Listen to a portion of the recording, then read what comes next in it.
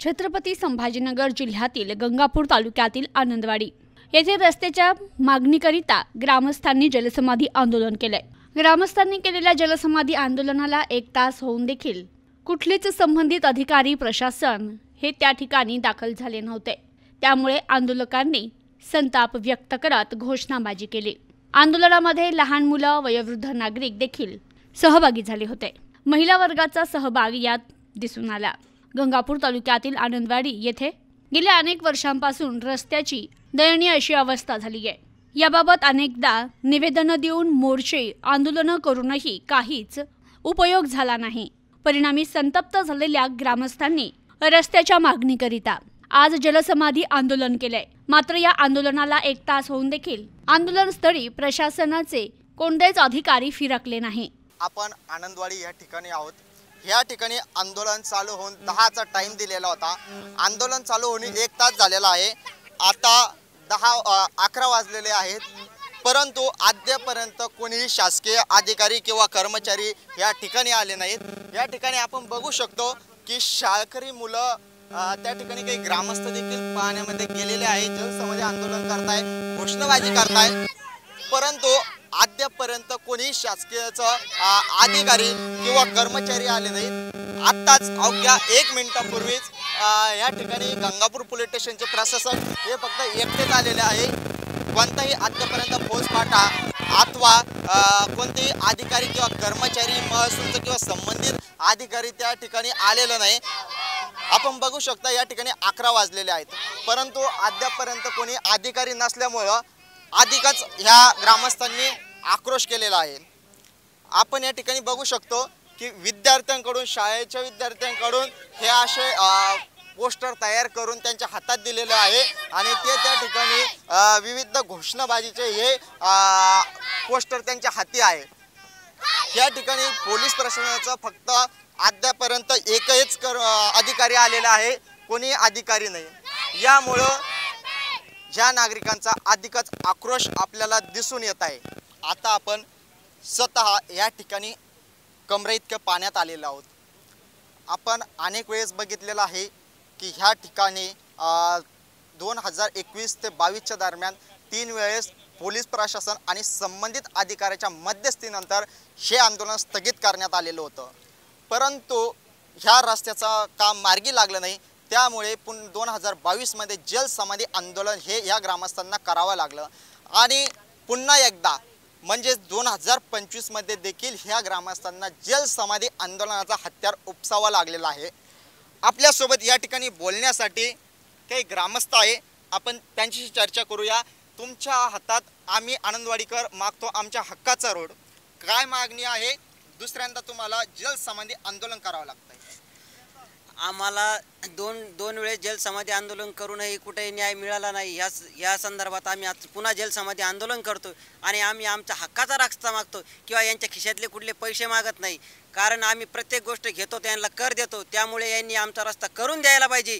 पण ह्या प्रशासन वेळकाढू प्रशासन आहे, यांना कुठल्या गोष्टीचं देणं घेणं नाही। यांना फक्त राजकारण, कोण कुठल्या पक्षात आणि कोण कुठल्या पक्षात एवढंच घेणं आहे। आणि आपल्या गंगापूर तालुक्याचे आमदार यांचा जर अभ्यास झाला असेल, तुमच्या माध्यमातून सांगतो, त्यांना 3 टर्म फक्त अभ्यासच करेल, आजपर्यंत अभ्यास झाला नाही किंवा झाला असेल ते सांगता येणार नाही। त्यांचा झाला असेल तर कमीत कमी आमच्यासारख्या वाड्या वस्तीवर जाऊन त्यांची खरोखर स्थिती पाहून घ्या, रस्त्याची काय आहे काय नाही, आणि मग त्यांनी पुढचं राजकारण करायचं तर करा, नाही तर करू नका। पण खरोखर आमच्या शाळकरी मुलं असो, वयोवृद्ध मुलं असो, खूप अवघड परिस्थिती आहे। आता 1च महिना झाला आज रस्त्यावर आमचा एक माणूस गमावलेला आहे इथून, तरी पण या प्रशासनाला जाग येत नाही। अजून किती बळी घेतात? आणि आज सकाळी ठीक 10 वाजेपासून आम्ही निवेदन दिलं तर 10 वाजता प्रशासनाला की आम्ही आंदोलनासाठी, जलसमाधी आंदोलनासाठी पाण्यात उतरत आहे, पण 11:30 वाजता प्रशासनाचे कर्मचारी इथपर्यंत पोहोचले। मग बघा तुम्ही, कर्मचारी इथं 11:30 वाजता पोहोचून यांना फक्त आम्हाला मारायचंच आहे, कारण रस्ता द्यायचाच नाही असं मला तरी वाटतंय। आपण आमदार प्रशांत बंब यांचे खंदे समर्थक होतात, आपण त्यांचं गेल्या 15 वर्ष काम करत होतात, आपण स्वतः सांगितलेलं आहे, परंतु आता आपल्यालाच आपल्या गावासाठी लढावं लागतंय आणि तुम्ही आमदार प्रशांत बंब यांच्या विरोधात बोलताय। अहो, मी पहिला गावकरी आहे, मी त्याचा नंतर त्या पक्षाचा कार्यकर्ता आहे।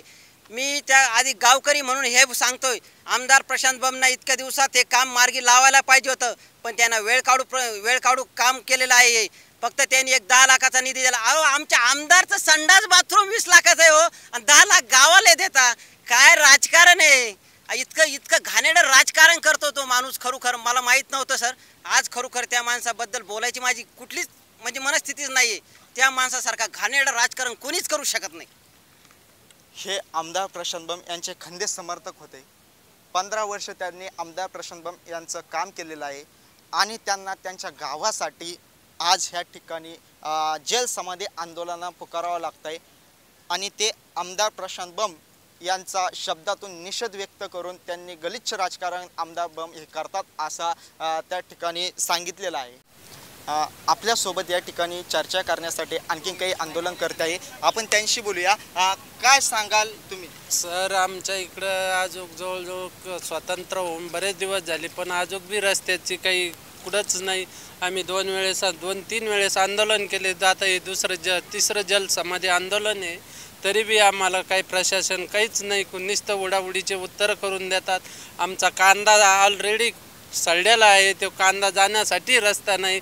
परत लोकांना दूध वगैरे घालण्यासाठी नाही. पै उजूक शाळे विद्यार्थ्यांना गुडघेतक्याला चिखलातून घेऊन जावं लागतं, तरी हे प्रशासन काहीच मनावर घ्यायना. आम्ही पारा असं वैतकून आज जल समाधीचं निवेदन ठेवलेलं आहे. आमची जर नाही केले तर आम्ही सर्वांनी इथं जल समाधी घेणार आहे. आज या ठिकाणी यांनी आपल्या ज्या काही गावाच्या व्यथा आहे, शेतकऱ्यांविषयी असो, शाळेतील शैक्षणिक क्षेत्रातील विषय असो, यांनी मांडलेले आहे. आणि मोठ्या अंतःकरणाने त्यांनी सांगितलेलं आहे का जर आमच्या मागण्या पूर्ण जर नाही झाला तर आम्ही या ठिकाणी जल समाधी आंदोलन करणार आहोत. आपल्यासोबत आणखीन काही आंदोलनकर्ते आहे, काय सांगाल तुम्ही?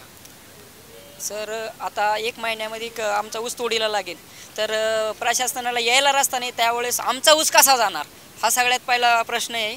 दुसरा, कापूस आहे शेतामध्ये. आता कापूस काढायचा तर त्याच्यासाठी पण रस्ता नाही आहे. गाईचं दूध जातं आमच्या आनंदवाडीतून जवळपास 300 लिटर दूध जातं आहे. एक दिवस तर अक्षरशः एक माणूसच व्हायला दुधासोबत माणूसच व्हायल्याची यांनी खंत व्यक्त केलेली आहे.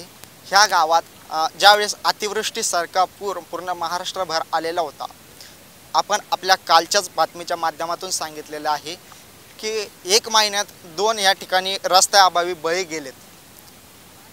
हृदयविकाराचा जोरदार झटका आल्याने या ठिकाणी 2 किलोमीटर जाण्यासाठी रस्ताच नसल्यामुळे त्यांना उपचाराअभावी त्यांचा मृत्यू झालेला आहे.